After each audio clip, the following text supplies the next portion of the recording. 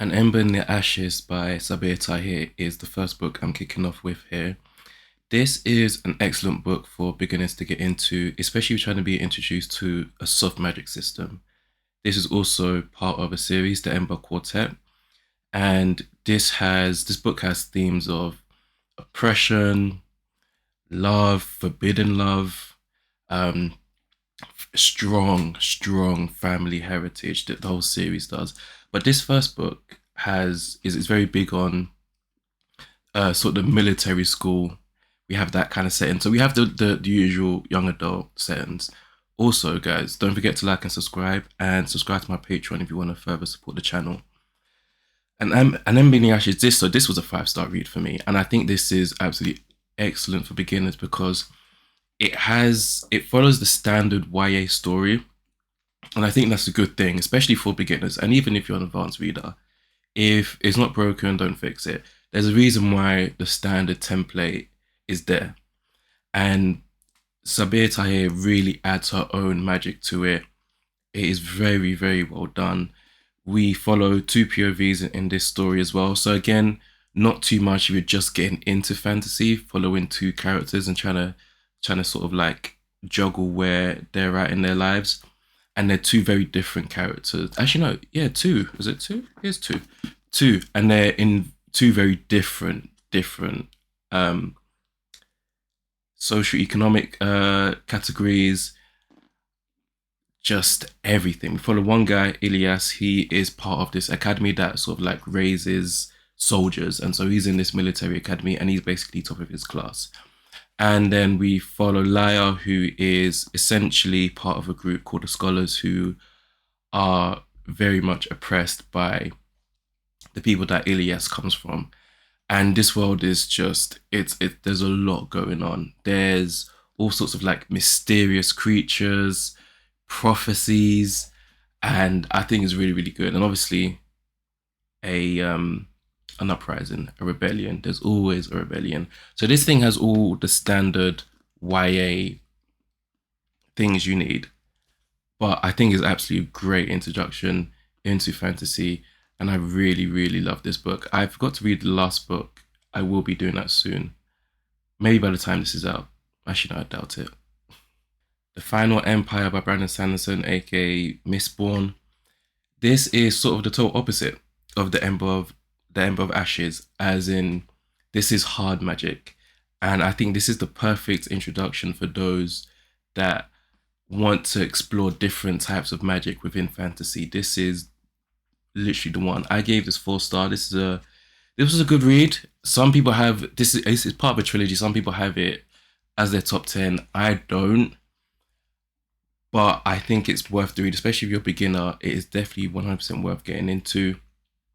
This kind of borderlines on YA adult fantasy as well, which is good also. And Sanderson strikes up a really good balance. The pacing's really good. Also in Ember of the Ashes too. And in this, we're following, what is her name? Is it Vin? I've totally forgotten. It's been, it wasn't that long as well. Vin. Vin is a teenager who comes from poverty, who's been homeless, and she figures out that she's a Mistborn. And in this world, the way the hard magic system works is that Mistborns and other sort of magical people, and you'll learn this more even as the trilogy progresses, can digest metals, and those metals enables them to do different things, such as seeing in the dark, and all sorts of things. And there's a whole lore around the metals, how much you could use, the ones you could mix, just everything. It is very well done. The series gets smarter as it goes on. Nothing is as it seems as well. And so if you want one of those type of books as well in fantasy, the whole like nothing as it seems, and there's like layers and layers to it.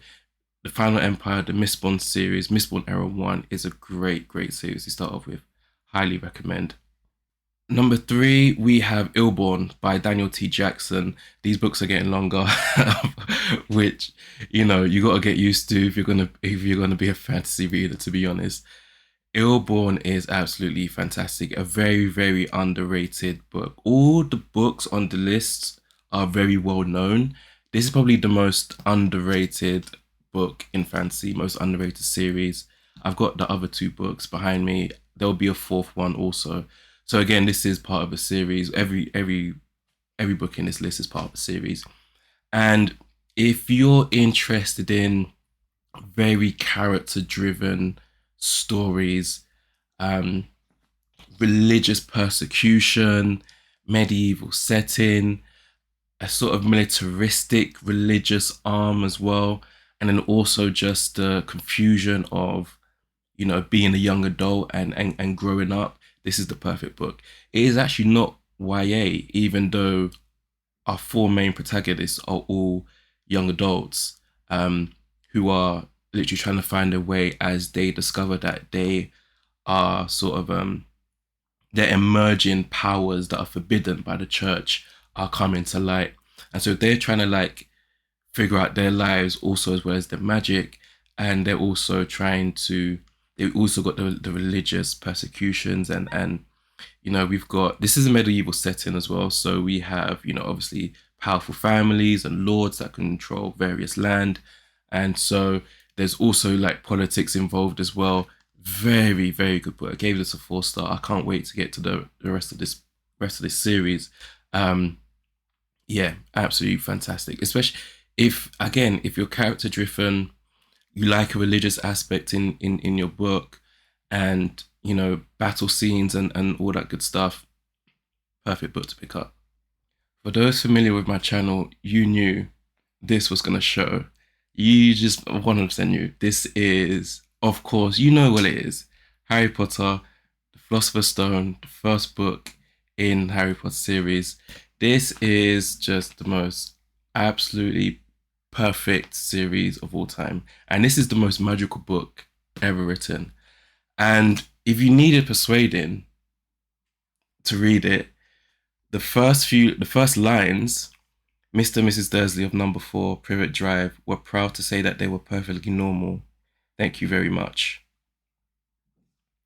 They were the last people you'd expect to be involved in anything strange or mysterious, because they just didn't hold with such nonsense. This has been voted as one of the greatest opening lines of all time, for good reason. No other fantasy book or series has done what Harry Potter's done. Like, let's keep it 100. I don't care what you gotta say. If you've watched the films, even if you haven't watched the films, if you read the book as a kid, and even if you didn't read the book as a kid or an adult, pick this up. You will not be disappointed. This is, the Ember of Ashes, soft magic system. Mistborn, hard magic system. Illborn, soft magic system. Harry Potter, just magical. Like that's what it is. It's just magical. If you want to read a book that is just so pure, you gotta pick this up. You should have read it by now if you haven't already. Pick it up. You won't be disappointed. This is the greatest thing since sliced bread, literally. And look at that back cover is beautiful as well. 5-star read. What JK can do in literally just over 200 pages, ridiculous. This is the shortest one. This is the series that has the most amount of books that's on this video, that's in this video, but this book is the shortest of all of them, so it gets like that. Last but not least is The Darkest Minds. This is a quartet that you can see over there. And this is, if you like, this is young adult. This is quite young adult as well. And if you like the X-Men, if you like dystopians, this is really what is the book to pick up. In this book, we have really kids that have been showing signs of having supernatural abilities. They have been rounded up into basically essentially concentration camps, and they are kept separate from society in this dystopian America that really isn't doing too well anyway. And we follow, I guess it is Ruby, her name? Yeah, Ruby, as we follow her in these camps, and she breaks out and eventually is on the run from a whole bunch of bad people, and she links up with other I guess supernatural people like her, other kids, and as they try to find a safe haven away from the adults who are trying to keep them in concentration camps due to fearing their power. This, I really, really, okay, I can't say I really, really liked it. I liked it. I do need to reread it. It's been a few years. This is definitely on the young adult side as well. But again, I have like a playlist, a series that I do called Revisiting as an Adult, and this is probably next up on that list of books I need to like revisit because it's been several years now. But yeah, this is a good read. Again, if you like the sort of on the road adventure and having to deal with problems and fix problems whilst being in the unknown, being hunted, then this is definitely a good book to pick up. Anyway, guys, don't forget to like and subscribe if you haven't already. Tell me down below what you think are some good sort of intro level fantasy books as well. Thank you for watching. Thank you for listening.